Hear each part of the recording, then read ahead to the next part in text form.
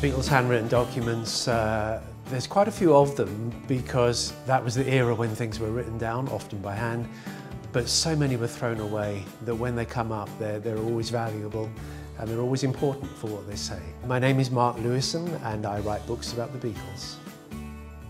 Yeah, the Grosvenor Ballroom in Wallasey was an important venue for them because that and one other place they played in Neston were the first places the Beatles played with any regularity at all. And this was one of their very first shows, so they really were only now starting to play regularly. At this point, Thursdays and Saturdays. Paul McCartney had his 18th birthday on one of these Saturday nights. It may even be the one that he wrote the list for. And they were always handwritten, which makes them especially valuable. The first of these, the one from 1960, is the earliest indication of what they played on stage ever. So it really is, and it's all beautifully in Paul McCartney's hand. It really is a very special piece.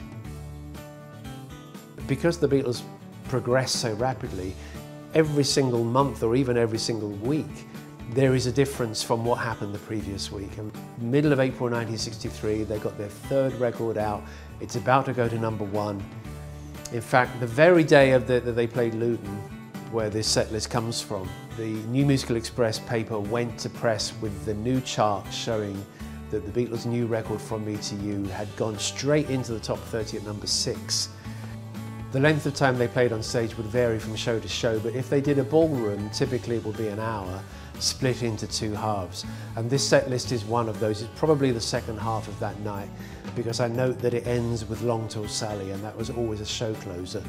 On this particular night, they jumped down from the stage with a bunch of these cards and were handing them out to people saying, "Would you like our card? And would you like me to sign it to you? What's your name? And I'll sign it to you." I mean, they were so obliging.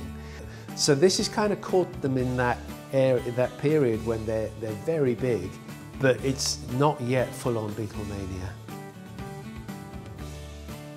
The Beatles did something like 1,400 live shows. A tiny fraction of those shows have a surviving set list. So anytime that anyone comes up, it's something of value and something to learn from.